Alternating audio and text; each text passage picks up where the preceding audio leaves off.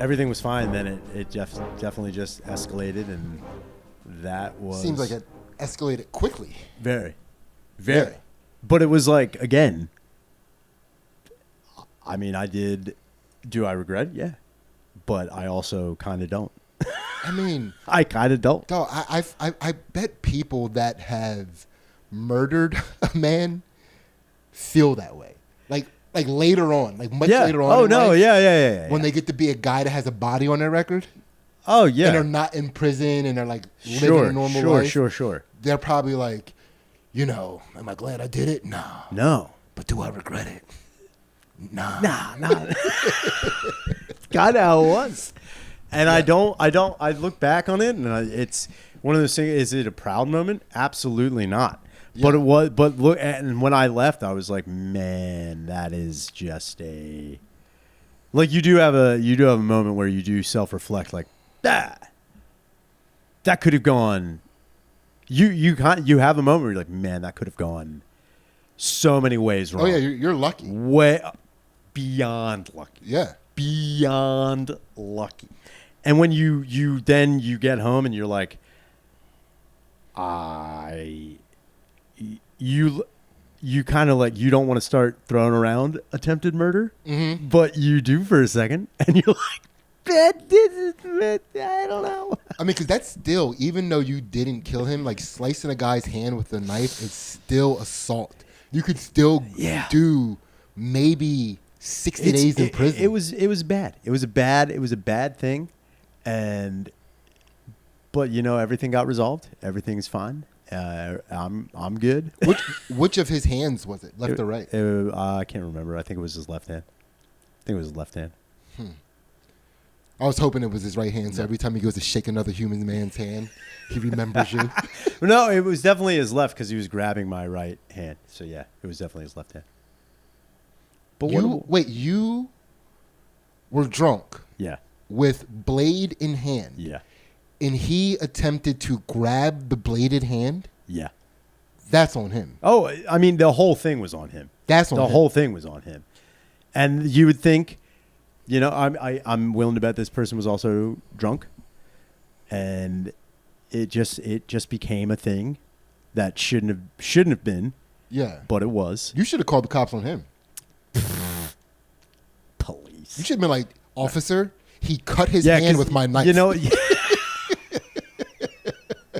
Who am I? Carmelo Anthony? Get out of here, dude. The basketball player?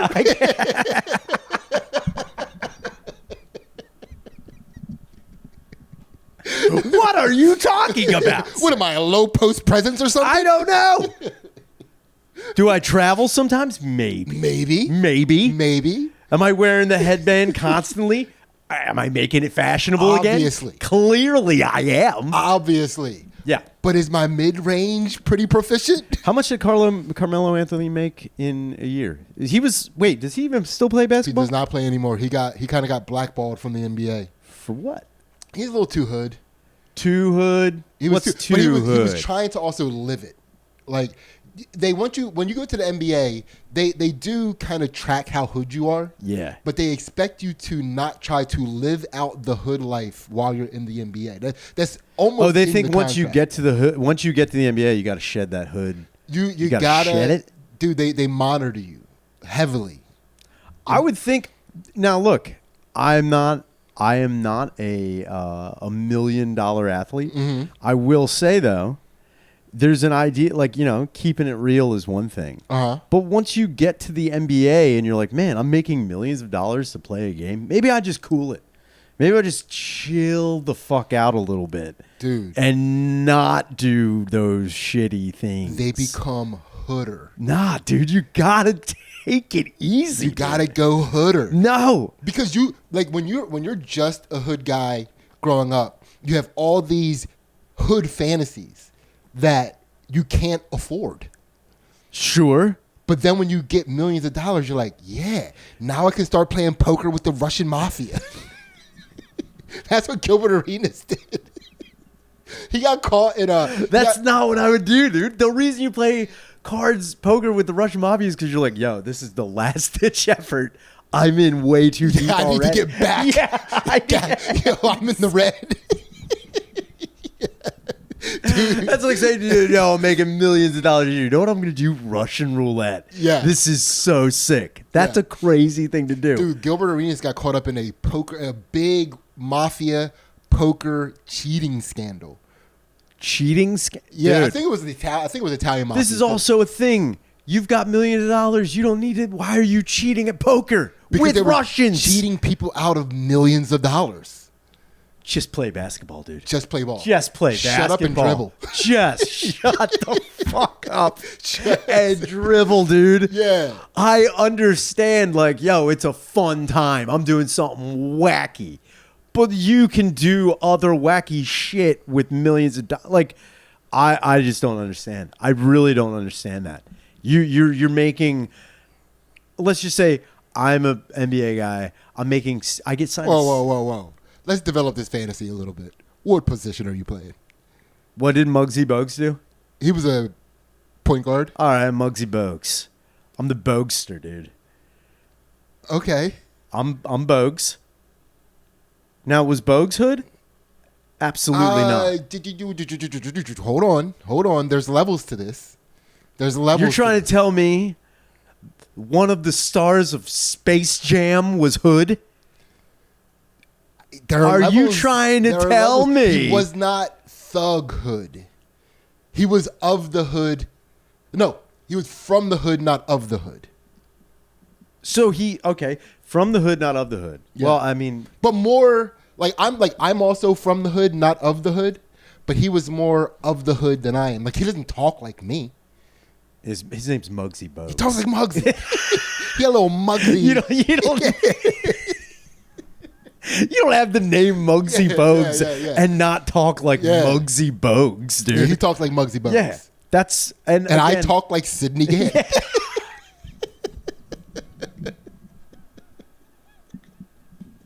Hi, Sidney Gantt. From the hood, not of the hood. Yes.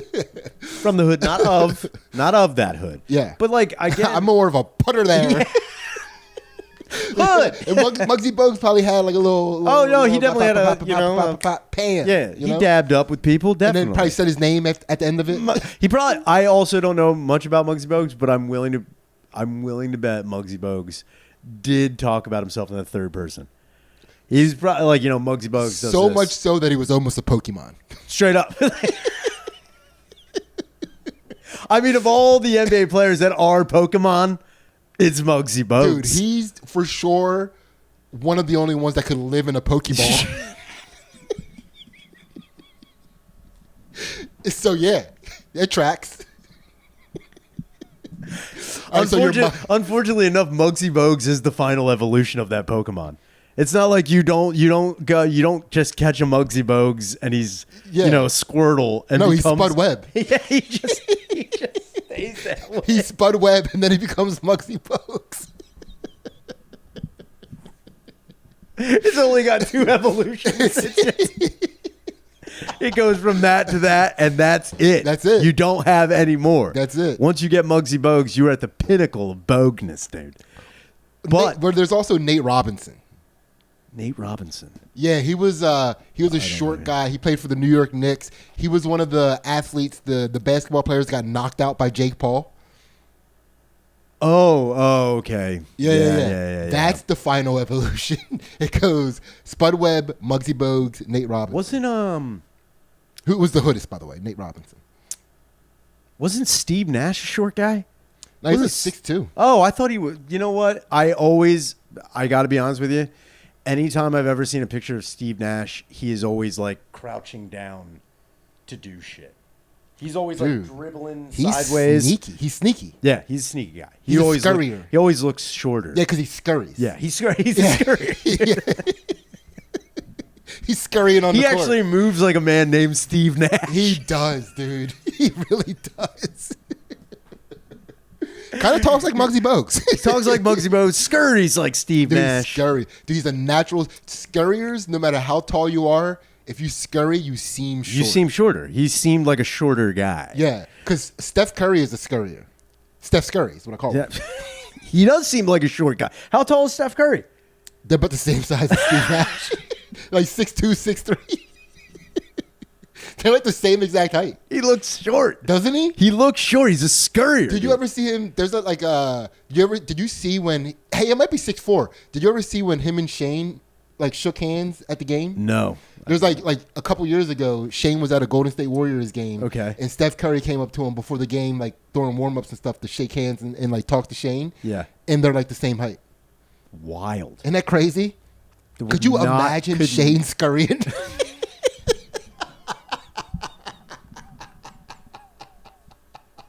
Dude, he would just knock over furniture and shit.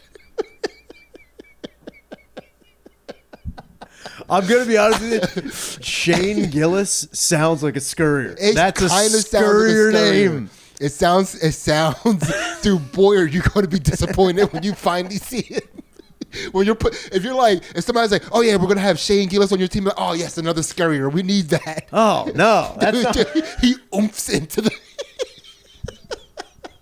I mean, Shane's pretty good at basketball. He's pretty good. He's decent, but he's pretty good. He's not a scurrier. He's not a scurrier in any sense of the way. Yeah, he takes up space on the court. Yeah, like he's a low post guy taking up space. He's left-handed too, which is like fun. He's not a scurrier. But if I was a $16 million contract scurrier on the court, my brain is like, yo, I don't need to start doing crazy shit anymore. I think what I do is, let's say I sign a 4-year contract for $16 million a year. Yeah. Every year I'm putting like $5 million away just to the side, knowing that like eventually my scurriness is going to run out. Dude, you can't scurry forever. Can't scurry forever. There's no way you can keep up that scurrying. So I would put $5 million aside, keep my scurry game on. Yeah. And then, I don't know. If I really needed to move back to the hood, maybe I would. Yeah. But I wouldn't. I wouldn't. Be a king. Yeah, dude. Why would you do the hood stuff? Kind of even reminds me. Remember fucking, what was his name? Plaxico Burress? Mm-hmm. Dude. Mind blowing. Yeah. Why are you doing that? Yeah. You don't need to do that. Dude, because he was like, he could finally afford to get into clubs with guns. I mean, cool, or you could just get into clubs. You could just get into the club. Just be in the club, dude. Just be in the club and fuck who you want. That's the whole thing is like this. He did. He fucked himself in the leg. He's like, you know what? I'm tired of fucking bitches, man. Yeah. That pussy's played out. Yeah. What if I shot myself in the dick? Plaxico, I don't know if you should do. Nah, man. It's like, think about it this way: how much pussy can you really get? I mean, come on. There's a cap. And then he's just gonna shoot himself. I guess that's how it goes. Honestly, I guess technically there's not a cap, but at some point, like, are you even really fucking anymore? Yeah. What are you talking about? I don't know. What are you talking about? Trying to be philosophical. No, stop it. Put the mental gun back. Pull it out of your waistband and put it back. You don't need that mental gun. Like Wilt Chamberlain banged like 20,000. 27,000. Do you think Wilt Chamberlain was walking into strip clubs being like, I'm Wilt Chamberlain, I've got a gun? No. I guarantee Wilt Chamberlain was like, I'm Wilt, and didn't even have to say Chamberlain. Yeah. Dude, he didn't even have to say I'm Wilt. Like, yeah. When Wilt Chamberlain walks in, you know that's Wilt. He doesn't scurry into a room. Do you know what I mean? He wilts into a room. Like, you know him when you see him. That's what I'm saying. You don't need to do any of that. And even if you came from that life, that's another thing. You come say Bogues was of the hood. Mm-hmm. Now you're out doing a $1 million+ job. Yeah. Yeah. Dude, just chill. Just chill, dude. I mean, it's not even that. Just be professional. You have a professional job. Dude. Be a professional. That's it. And you'd think that would be, I don't know. Give me $16 million for 4 years. I will show you the most professional person in the world. $16 million per year? For 4 years, yeah. $60 million for 4 years. Yeah. I'll be the most professional person you've ever seen in your life. Dude, you give me $60 today. Dude, professional. Dude, Actually, I'll that's tuck most my of the shirt job. in. That's most of the jobs I pull anyway. Most of the side where I'm like throwing lacquer on plywood, they're like, you know what, you got to be pretty. I'm like, I will be the most professional person you've ever seen. Put her there, boss. Yeah. I'm paying you $15 an hour. I'm like, yeah. That's Bogues money in my brain. That is Bogues wages. Dog. Oh, so real quick, Steve Nash listed at 6'3",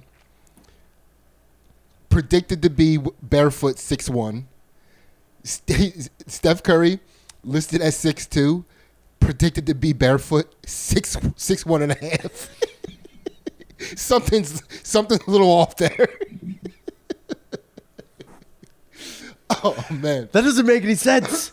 No sense at all. Who did that? Is that like I don't know. Me. Me cooking the books on height. Dog, my son. Dude, I love the word predicted. I'm predicting. Yeah. Dog, my son is now taller than me if I'm barefoot and he's wearing shoes. It happened just today. Whoa. Just today. Now, when that happened, yeah, was there a moment where you're like, I have to physically best my son in something just to remain dominant in this? Not so. Well, so it happened to I hugged him today when he was gone with his mom to see her dad at the home. Sure. That he said, and I gave him a hug before he left, and I hug my son every day. We hugged yesterday. He's from the hood, not of the hood. I'm not of the hood. No, I'm one of the black. Like I'm of the like. You ever see those black families like all the siblings hug and shit all the time? I'm from one of those families. Oh yeah. Like my mom would not let us not hug each other. You gotta hug.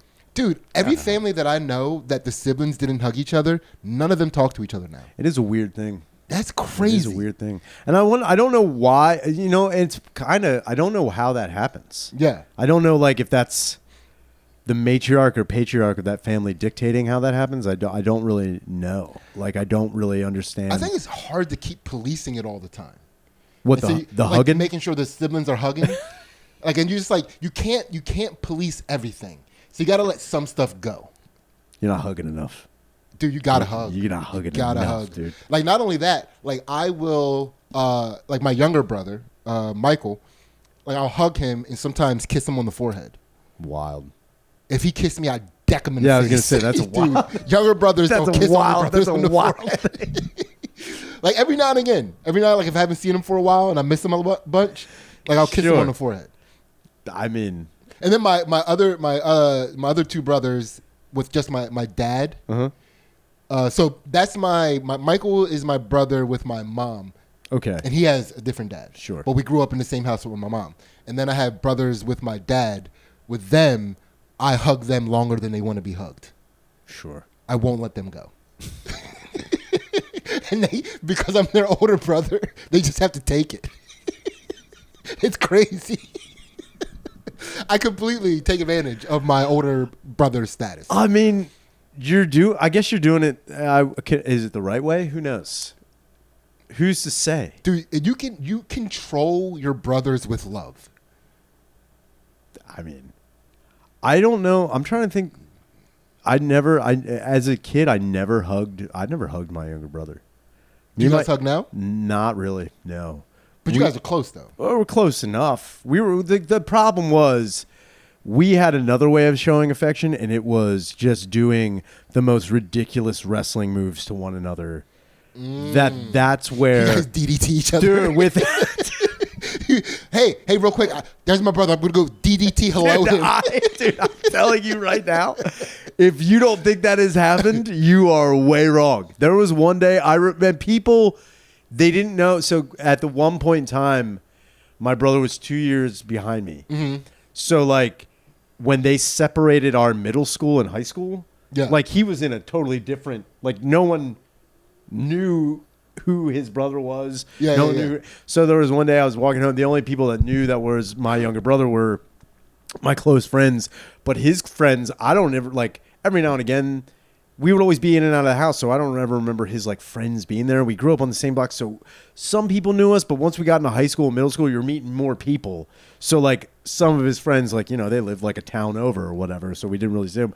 But I remember I was walking home and with my buddy Eric, and he's like, "Yo, is that your brother? Who the fuck's he talking to?" I was like, "I don't know." A bunch of nerds were like, "Check this."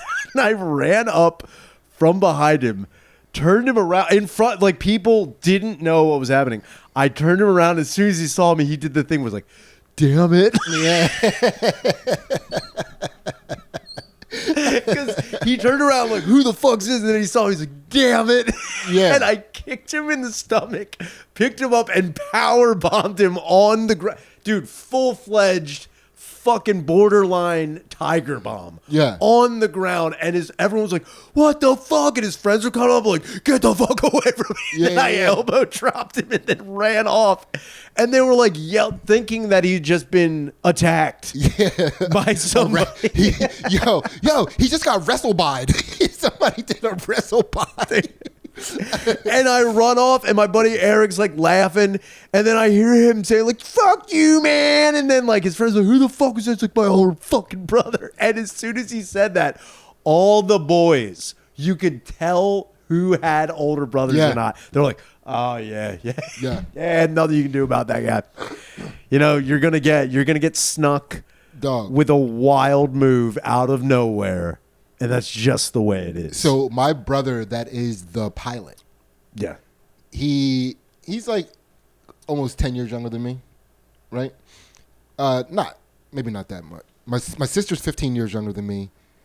Yeah, so he's like almost 10 years younger than me. So when he was in high school, I was out of school. I was in college, right? And when he was in high school, he was gothing it up. Gothing? Yeah. He was a goth. He was a goth. His mom is white. My dad is black. There it is. Right? And he had a little goth crew. And they all carried like multi-tools on them, like they had little knives on them and stuff. They were like straight like wristbands, the wristbands with the studded wristbands, you know, like little eyeliner, black t-shirts, you know. Dude. Whatever they did to pale up their skin, you know? Industry vampires. I know what you're talking about. My brother was a straight goth dude, right? And I was home for something, and I wasn't even trying to see him. I just stumbled across him and his friends like gothing under a bridge. Hanging upside down. They were lost boys. What did they do? They were lost boys. Them boys is lost. Unfortunately, I'm sure your brother walked into another town, they'd be like, "You lost, boy." Yeah. I mean, when he got home, he still lived in the hood. So he had to travel from place to place like that. Yeah. Right? So I got out of the car, and way before Sophie Cunningham even existed. Oh, you did I hit him with the point and like walked it to him. Oh, no. Dude, so I got out of the car. Again, none of his friends knew who I was. I get out of the car still running. Don't even shut the door. And I'm just pointing at him, walking at him. And like his friends, his back is kind of to me. And he turns and he sees me and he oh my God, my brother. You know what I mean? But don't know how to react because of his friends. Sure. And I'm just pointing at him. And I just walk at him and I give him a big hug. And dude, when he tried to pull away, when he tried to done the hug, and I was like, not yet. And every time he would try to pull, and I was like, not yet. So he was like, every time he tried to pull away, like we stepped in towards his direction. So I was like he was like walking backwards, and I was like walking with him, and I was just hugging him. And then I left. So when I let him go, I just cupped like the back of his head like this. Yeah. And then pointed at him and then went back in my car. Dog, it was probably the best thing that ever did. Yeah, it was probably the most anti-goth thing they had to Dude, endure. I was like a regular black guy. Sure. Getting out. Just like went up and I loved him. I didn't hug him. I went up to him and I loved the shit out of him.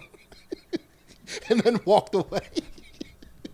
See, that never, even my older brother, like now we do the whole like, shake hands, hug thing. But when we were younger, dude, it was like, it was out of nowhere, just wrestling moves that you couldn't get away from. And then you're just like, yeah, there's nothing I can do about that. And what was crazy, too, is I remember when I powerbombed Kyle, there was another kid who was like about to get in my face. And I remember like, oh, I was like, yo, I'm about to fuck your shit up, too. And I remember there was a kid who was that I could see that was like another guy walking to who was definitely that guy's older brother. I was like, no, that's your job. I was like, all right. You tag him in. You see what I'm doing here? It was kind of like one of those things. The guy was like, yo, who's fucking my brother? Oh, I see what's going on. That's his younger brother. He's got to powerbomb that guy. Yeah. That's how that happens. There's no way out of it. And same with my nephew. When my nephew was like younger, anytime I saw him, regardless of what he was doing, it was shit out. Like, I remember the one time he was talking to this and again, he was like, I'm going to say 12. Yeah. 12 years old at the time. And he was talking to some girl. You know, I'm watching him, like, you know, just flirt with some girl who's probably, like, you know, 11, 12, same age. And I, like, drive past his house, and I see them, like, on the sidewalk outside of his sister's house. And I, like, drove past, and I, like, spun out. Like, I hit the brakes and, like, squealed my tires, drove up, got out of the car, put him in the $1 Million Dream. And I was like, tap out. Wait, what's the $1 Million Dream? The $1 Million Dream is Ted DiBiase's like finisher. It's almost like a fucking rear naked choke. Yeah, but like you have over the top. So I like put him in it, and I'm just like, tap out. He's like, all right, I tap. This girl's like, what is happening? I was like, love you, dude. Later. And I just slid across my hood, got in my car, and drove off again. I was like, that's the best case scenario. How that could have gone. So this is how dedicated my brother was to God. He's going to hate that I'm telling this story, but he'll love it at the same time. So he was getting bullied for a little while. The Goth one? The Goth one. Yeah. Well, because he had to go back to the hood as a Goth. Right? So the people that went to the same school that he went to, it was like he walked to school, and he would try to catch him on the way home. Yeah. So every day he had to scurry home. Like a guy had to Goth scurry home with his hands not moving, just like he basically ran the same way people play Dance Dance Revolution. Yeah, I mean, honestly, if I was a bully and I saw that happen, I'd be like, you know what? I don't think we need to bully that guy anymore. You would think. I don't think we need to bully that dude anymore. His problem is that he's a thick ball.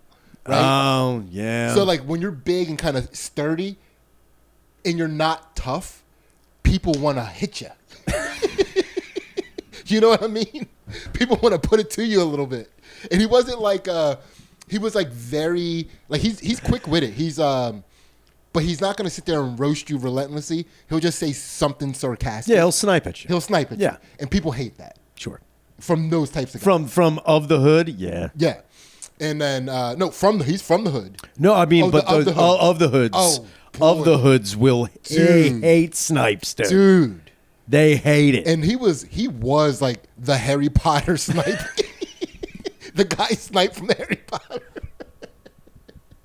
And he was that's the snipe. He wasn't like he wasn't a sniper. He was a sniper. He was a snaper. Oh, that's his name is Snape? Snape. He was Snape. My bad, Snape. You were saying Snipe. I'm like, who the fuck is Snipe? That's how black people say. That's how we say it. We call him Snipe. Wait, you talking about Wesley Snipes? He's Westerton Snipe.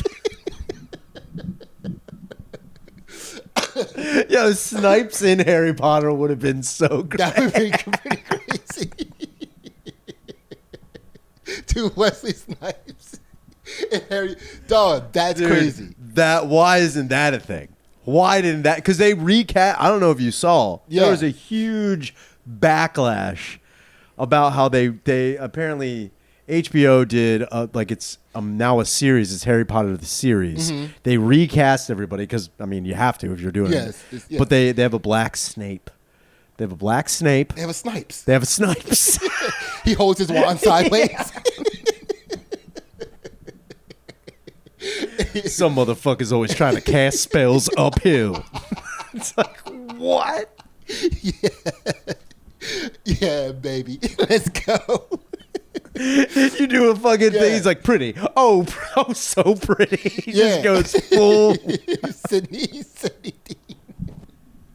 He's like, oh, black Snipes can't jump. White man can't do spells. That's how it goes here.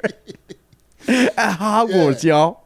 That's crazy. But he was getting bullied. So he's getting bullied. Yeah. And so this story is so funny to me. I don't, because you gotta take it all in to what he is, right? Sure. So now we lived in the black part of Pottstown. So the black part. So we lived on Walnut Street. So then it was Beach Street, and then like Warren Street, and then another. But these blocks are big as they go uphill. Yeah. And then in the middle was like a whiter, more like blue collar. Yeah. Like before you got to the high school. I know exactly what you're talking about. But it was like a whiter community. So he was running. He was scurrying, going through yards and shit, and they were chasing him in the yards. Dude, he ran in somebody's house. Like, ran in through their back door. Didn't know the people. Wait, with his arms down?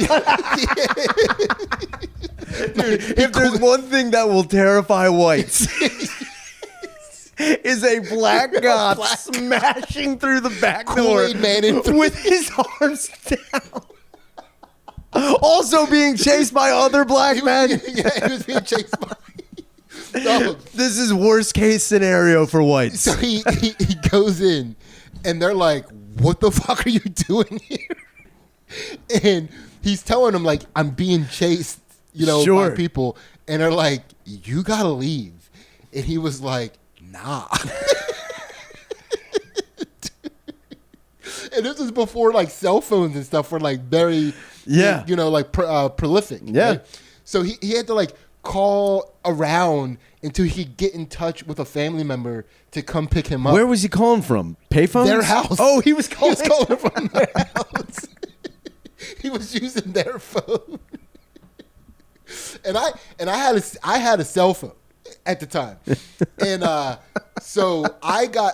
he got in touch with my stepmom, who, by the way, at the time worked at Ice House Deli. Sure. Got in touch with my stepmom. She couldn't leave work. Uh-huh. And now me and my sister, we're old enough to have cell phones. So she called my sister first, and then she called me to see if I could come deal with the situation. And, dude, so by the time I got there, it was on Franklin Street that I was going down Franklin Street to go get him. And I guess they realized that he could go out the front door. And when I saw him, he was out the front door. And I think he was trying to not draw too much attention, like a goth running. It's like too much. It's too much. So he was like walking fast, and he had that lean and that no hand movement. And I had to pick him up. And it was like, dog, when what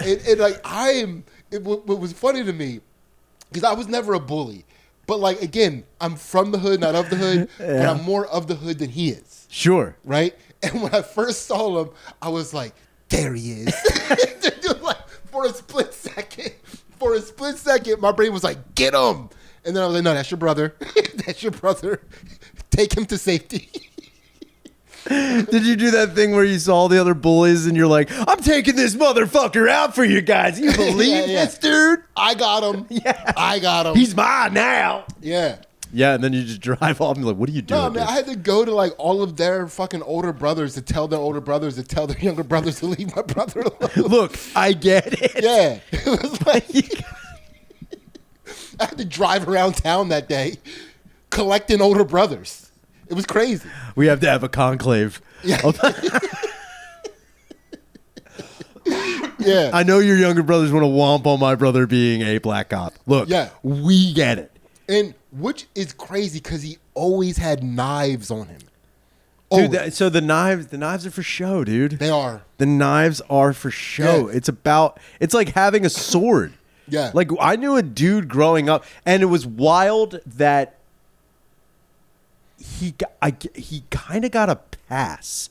Mm-hmm. As where, like, if I was walking around with a sword, people were like, yo, why do you have a fucking sword? But everyone was like, why do you have a sword? Mm-hmm.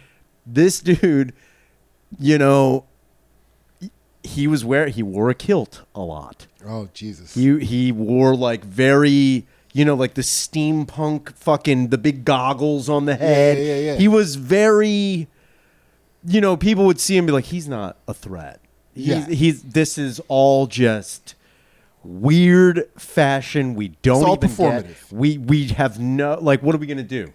What are we going to do? Yeah. So he did, at one point in time, he had like a fucking, dude, like a fucking Braveheart court sword. Like a huge fucking sword.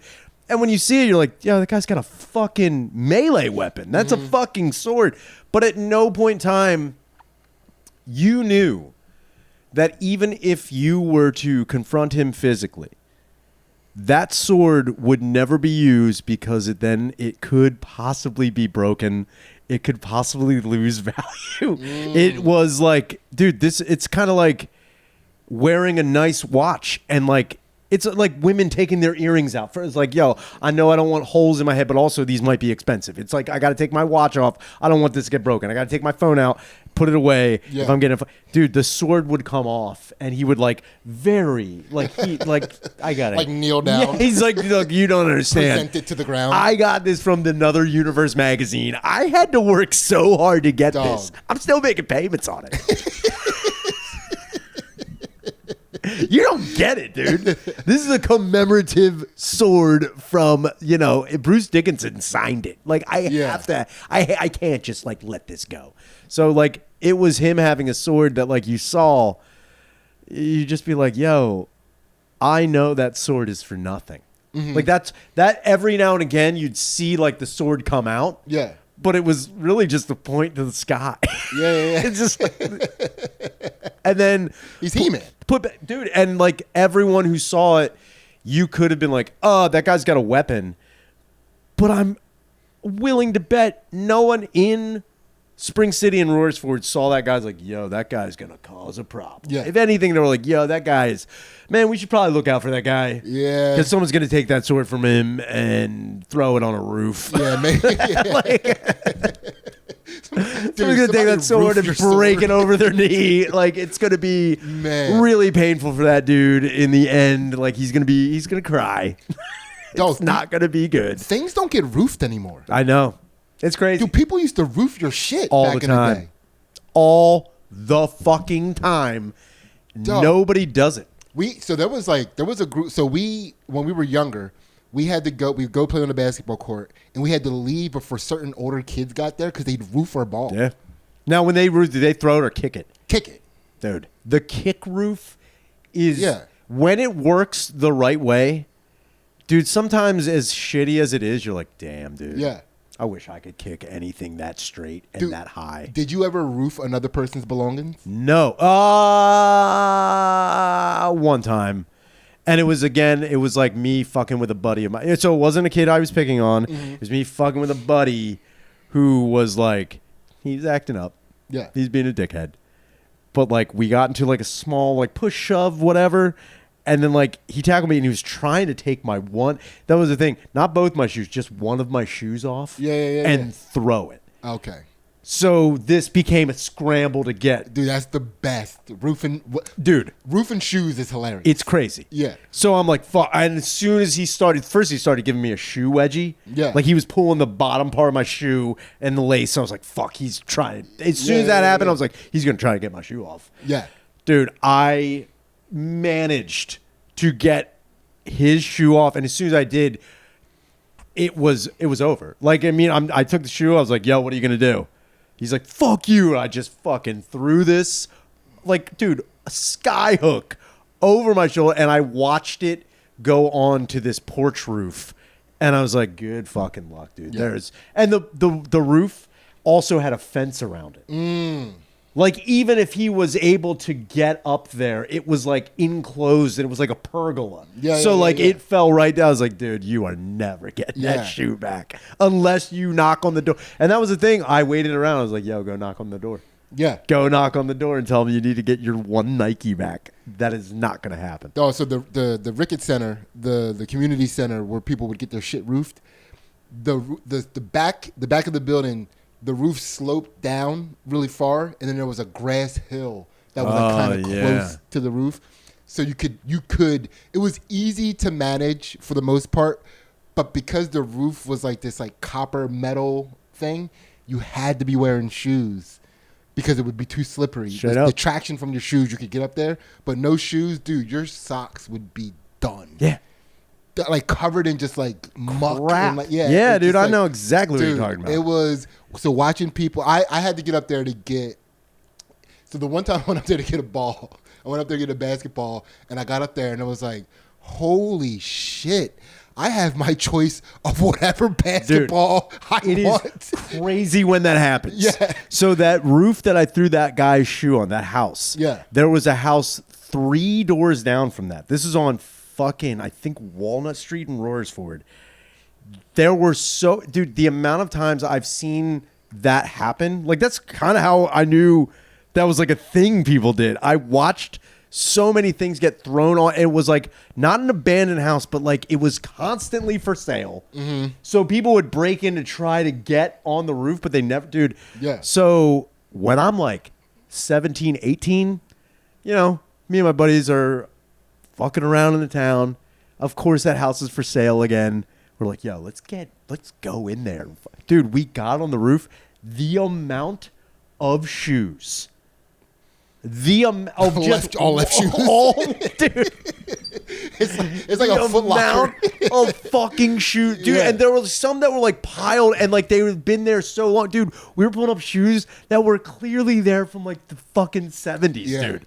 It was so fucking wild. I remember like a couple pairs of shoes on the roof, and their laces were like cruddy. Yeah, dude, just eating away. And it was so nuts how many were up there. Like, dude, we can't. Part of me was like, dude, we can't do anything with this. Dude, the shoes looked like they started to rust up there. Dude, we got it honestly looked like Holocaust footage. Yeah. Dude. They're like, oh no, dude. Like, this is crazy how many shoes are up here.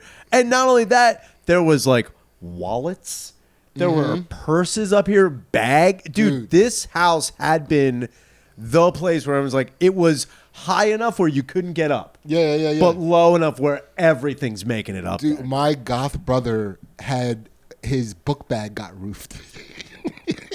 Which is crazy. Dude, roof in a book bag is like, that's like crazy. That's like shot put. Basically, that's like fucking. It's called the weight. Oh, the hammer? Or the hammer. There's two. The hammer is a long chain with a ball on the end of it. And the weight is like this big, like almost like a cinder block with a handle on it. Oh, wild. Yeah. But doing that's like that's an athletic feat in itself. Dude, you had to spin. The throwing, dude, you had to spin. You had. You needed centripetal force. And the worst part is, if you're roofing a book bag and you are spinning, because you gotta. If you fall afterwards, it's almost more embarrassing than getting your shit roofed. I don't know, man. Roofing a Jansport back in the day is pretty sick. It's a wild thing to do. Yeah. But if someone was trying to be tough and then they fell over being tough, come on, man. You look like a dummy. Sure, your shit's gone. But you'd be like, yo, you suck. I would just be like, you fucking pussy. Yeah, what are you doing? you also got to consider the energy you have to put into it. You got to like, if you're not roofing book bags on a regular basis, you're probably gonna. That's a lot of torque. Unless a lot of torque. Unless you were practicing. Yeah. Unless you have an East Pack in your backyard, and you set up a thing like an American Ninja Warrior to be a bully. Yeah. Then I could see like, yeah, I've been training my whole life. Dude, a bully obstacle course just going through. Dog. Dude, that's crazy. You know how if you had one of those like those Brazilian jiu-jitsu dummies, but you have to give it a swirly like that? Yeah. You have to knock the books out of his hand. Yeah. I had one of those, by the way. Trying to shove it in a locker would be insane. Yeah. But like I just think making it do your homework. Everyone fails. It's like, it's an inanimate object. Yeah. You can only get so far with this. Yeah. You can only do physical activities with this dummy. Yeah. You wrote for your name, Jiu-Jitsu dummy. What are you doing? You copied his name?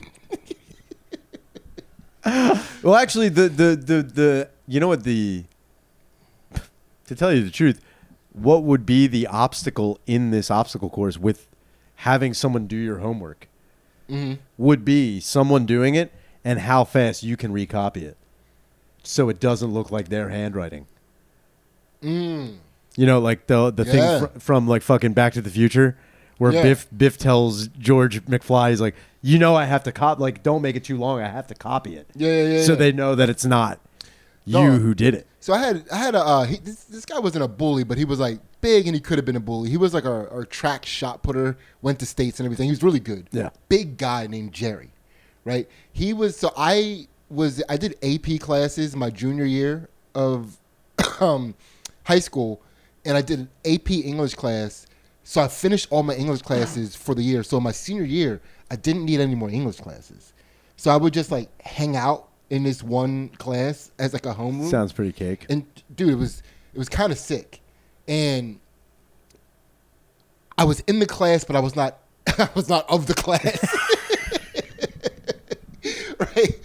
And so they ended up having to move. So it was me and 3 other people. So it was 4 of us that were in the class but not of the class. After this incident, they moved us to the library and gave us a curriculum. Sure. It was called a Shakespeare study. We just had to all read a Shakespeare play and do a presentation on it by the end of the year. And that was my fault. I apologize to you guys. What did you do to get that happen? So I didn't do it. Jerry did it. I sat in front of him. Right? I didn't do it. Jerry did it. So I sat in front of him, and we would just sit in class. They would just do class around us, and we would all be in different places in class. Basically, it was like, I guess, alphabetical order. Okay. Because my last name was Gantt. His last name started with an H, so he sat right behind me. All right. And I didn't know he was doing this. So they had to take a vocab test. They would like study these words all week, and at the end of the week, they had to take a vocab test. I was always wear like hoodies and stuff. And so every Friday, you know, and he did it every day. He'd like, oh, Sidney, that's what's up, you know, what up? And then pat me on the back. And then, cool, I'll sit in front of him. They take class. I just basically sit there and just not disrupt. We just had to not get in trouble and not be a disruption in class. Yeah. And these were 90-minute blocks, so I just got to chill for 90 minutes. I didn't know what he was doing when he would pat me on the back on Fridays. He was putting the vocab words, a sheet of paper, taped to my back, and just looking up and doing his vocab test like that. Classic cheating. Classic cheating.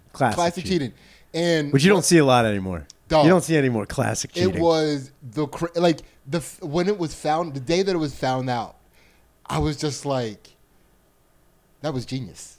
I mean, it is pretty good. Because I would have never taken part in it. I would have been like, nah, not happening. Right? Because I was the first seat.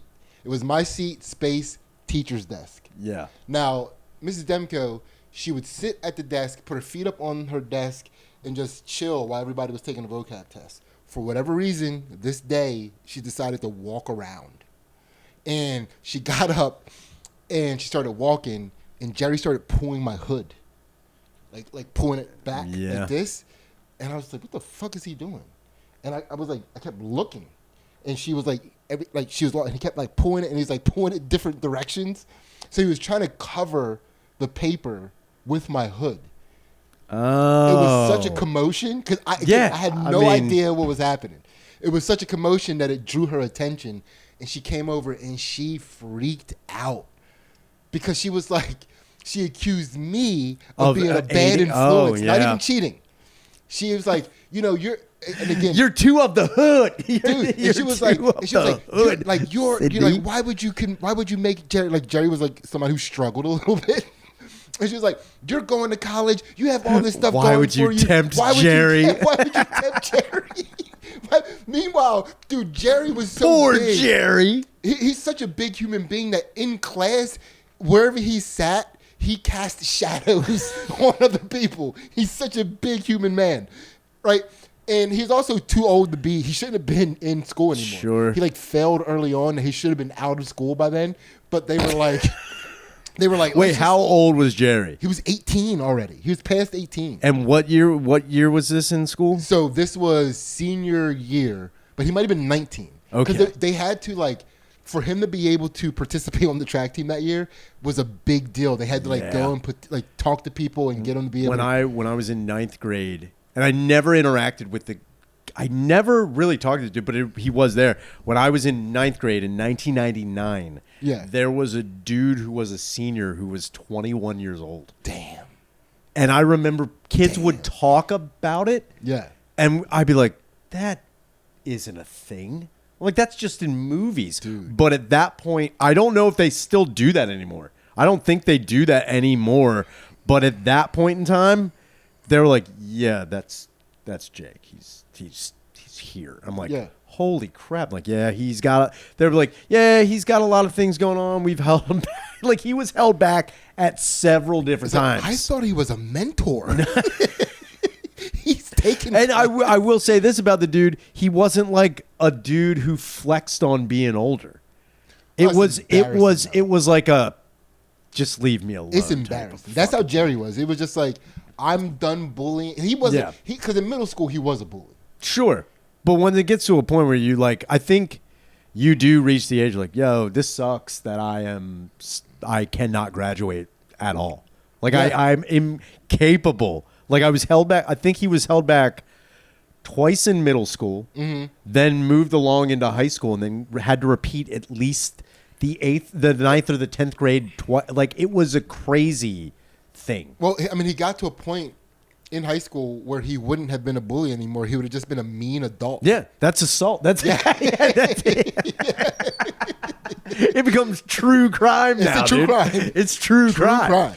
You can, and that's also on top of it. Keep in mind, dude, you're now like, I think when I graduated, there was a dude who was 19 years old who he had repeated a grade. Yeah. So he was 19, and like I remember people like, yo, man, he's like hitting on freshmen. It's crazy. Like, dude, that is crazy, wild. Like, yes, you're still in the same building. Yeah. And you still will have class. Like, you can't. You gotta take a minute here, like, yeah, like it is. Why that was the guy, dude? That's the funny thing. Hit on the teachers, dude. Exactly. Come on, dude. You are rolling the dice with your own future here. Like this is crazy. And he was one of those guys, the 19-year-old guy. That dude was the dude who was like, yo, man, I'm like the oldest guy here. Like, I'm seniority. You know, it's like, dude. It's not the flex you think it is. But, like, honestly, at the time, it was like he did look pretty old. Yeah. And he did get a spear. I will say that. That's pretty sick. I mean, I can shit on this dude all. And he was kind of a weirdo. Mm-hmm. He was. But you kind of give leeway to the weirdo. Like I will say, well, even if he's getting you beer. Yeah. I will say this even about your goth brother. If your goth brother was able to get beer in high school, yeah, everyone would have dealt with him. Everyone would have been like, you know what? Sure, he's weird, and we don't get it, but that guy's able to walk into a liquor store or a beer distributor and get brews. I mean, pretty much anybody that way was highly respected at that time. Straight up. Like, no, you can't get away from that. I don't even know if that happens like it used to, where like teenagers would hang outside of liquor stores and wait for somebody close. It doesn't. It doesn't. And you know why it doesn't? Because there's so much more option, dude. There's so many more options for kids nowadays to get fucked up in like a borderline legal way. Yeah. Like, it's kind of wild. There's also cameras everywhere. Straight up. Like you can, like assisting those kids. Oh used yeah, to be an innocent crime. Like nobody got hurt. Yeah. You know, we used to do that every now and again, and it's only, I will say, our success rate less than 20%. But we would so in Royersford on Lewis Road, right across from the Sunoco I used to work, where there was a fucking Gennardi's. Next to the Gennardi's was a state store, just a fucking wine and liquor and wine spirit store. And every now and again, we would just chill out there. Yeah. And like we'd have skateboards and stuff, so like we were basically loitering, but every now and again, like we had to play the game because the people inside knew what we were doing. Yeah. And anyone walking up, if they didn't know what we were doing, they were like, What do you mean? But every now and again, you'd like see a dude and be like, hey, sir, you would just start out by saying like, hey, we're looking for directions. Like, we don't know where exactly this place is. And then you'd be like, yo, I'll give you $30 if you go in and just get us a bottle of it, and you can keep the change. Yeah. Buy the, and like we would also lowball, dude. We weren't looking for like crazy expensive shit. We knew that like Captain Morgan Spice rum was maybe $13 a bottle. Yeah. But like we knew like they were not just gonna do, like you had to sweeten that deal, dude. Yeah.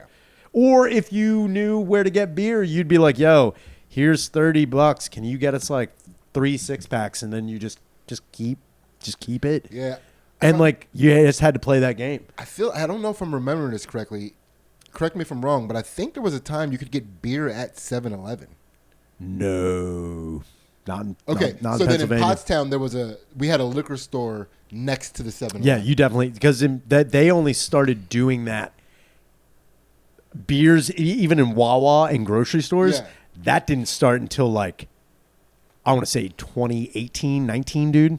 Like that was the Pennsylvania state blue laws were like crazy strict on that shit for like ever, dude. Yeah, there had to be, because it was like people would hang outside the 7-Eleven. Yeah. Try to get people to if it was close enough, definitely. Yeah, because like even at the Gennardi's, we would go in to the Gennardi's and then come out again and hope that whoever was there like was still able to talk. Now, don't get me wrong, we had to prey on the fact that people, sometimes older men, it was never women. We never got a lady to buy us alcohol, ever. Yeah. It was always dudes. And every now and again, you needed to have a chick with you.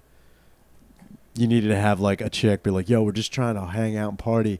But then you ran the risk of like, sometimes a dude would buy you beer and be like, yo, where are you guys hanging out at? You're like, nah, dude, that's not what this was. Yeah. That's not what this was. We were not looking for a dude to come along with us and drink in the woods. Yeah. I was never the guy because I didn't drink. Sure. So that was just a couple times I only had a couple times in Pottstown where people tried to get me to buy them alcohol, but I was going into a 7-Eleven and they were trying to get me to, I think it was, so there was an alcohol distributor near it, you know, and I was just like, nah. I mean, there was a few times we also got snaked. We got a guy to buy us alcohol, buy us beer, and like when you get the beer, you have two choices. You can either go to the side of the building and like him hand it off to you, like, because you don't want to do it right outside that's an insane thing. Yeah. So like one time, scurry with the beer. Dude, you're scurrying hard. So like, and you also run the risk too. There was one time we gave a dude money, and he went in and he's like, "Yo, meet me on the side, and I'll bring it to you." We're like, "Thank you, bah." Dude, we go around. Dude, we were waiting out back there for almost 20 minutes. Like, yo, man, when he coughed, dude, what a cool dude. Yeah. And we're like, he ain't coming. He just took our fucking money, and there's nothing you can do. My cousin Travis used to do that, dude. He used to go act like he was going to get the people, and then just leave with their money. Dude, it was wild. And then one time, we got a dude at Parktown Beverage, which was across from the Gennardi's on the opposite end where I got it at Gary's used to be. Yeah. And we were like outside again, skateboarding around on bikes or whatever. There'd be a dude. We're like, yo, here's the money. Can you get us 3 6-pack of just the cheapest beer you can get? He's like, all right. Now when I get it, he's like, now behind Parktown Plaza or Parktown Beverage, there was like an old, now there's like fucking building, like new plaza, there's just a new shopping center. But behind that, there was like an old, I don't even know, like it was like just a drainage basin. And he's like, just meet me down there and I'll bring it over to you. So we go. Now this guy, we see him coming. We're like, oh, dude, he didn't fucking rob us. Awesome. Comes down. He places 3 6-pack of O'Doul's, which is non-alcoholic beer, at our feet. And he goes, you guys need to learn a lesson. Never trust me.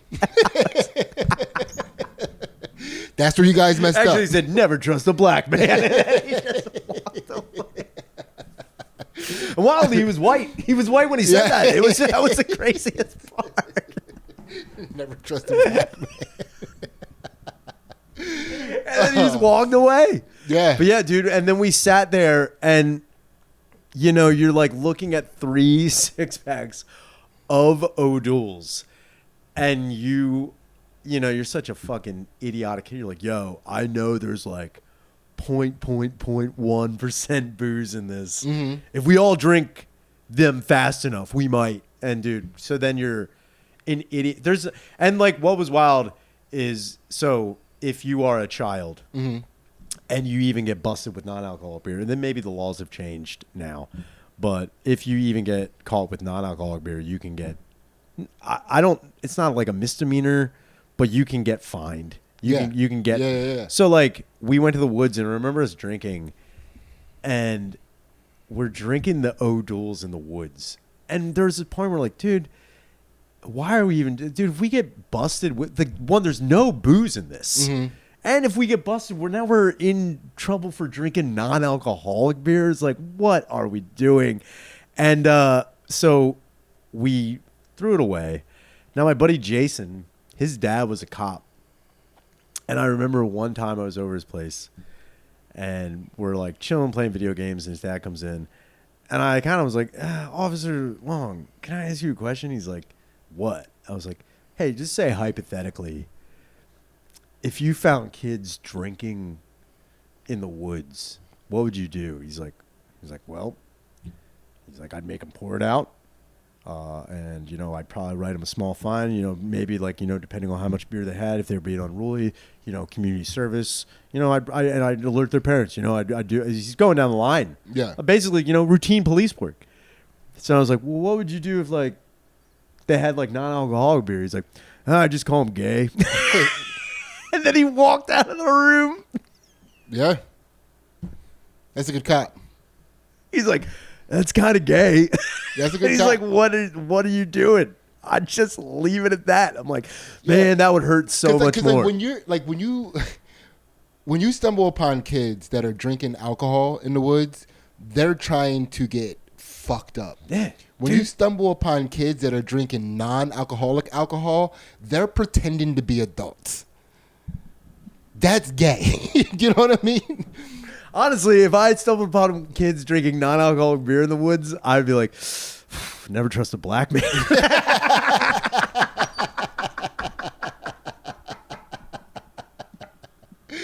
Like, you know that guy too? I'm like, yeah, dude, it's happened to me. Yeah. I know what to feel. No, I'd feel bad. Like, you guys have already been punished enough. Yeah. Like, you had your money stolen.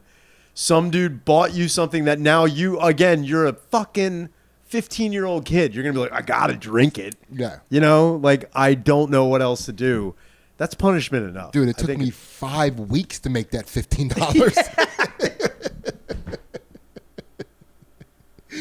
It's hard-earned money. It is wild. You're not throwing it away. You're like, fuck, man. I know I just got bamboozled.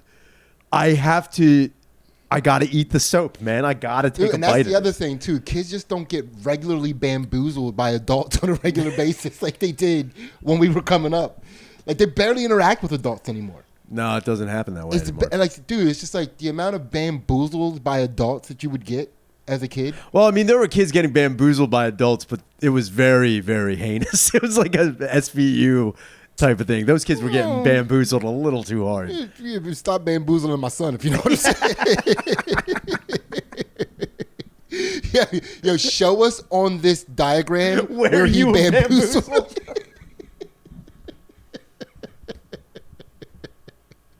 I think we did it. Yeah, we definitely did it. Oh no, dude! There's nothing worse than a kid getting bamboozled.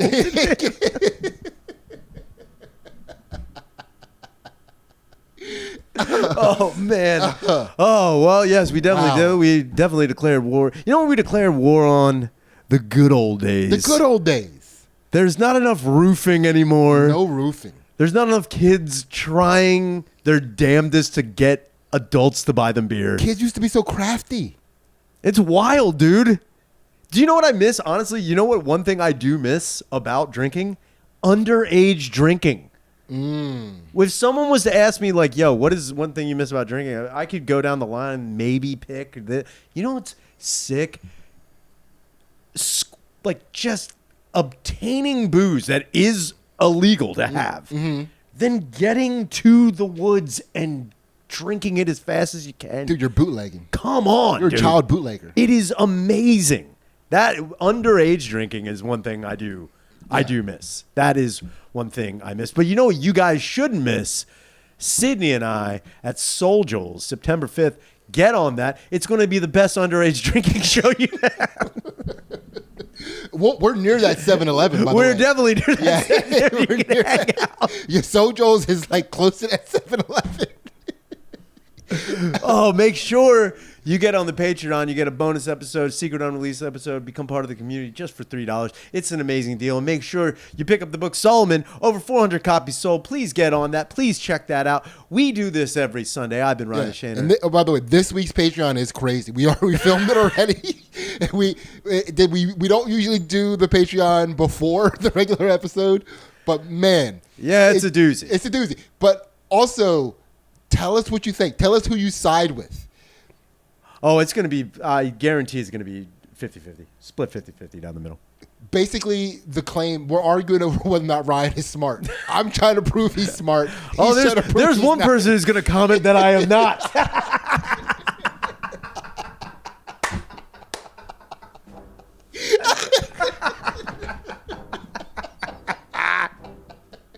There's going to be a 0.5 of that, dude. We do this every Sunday.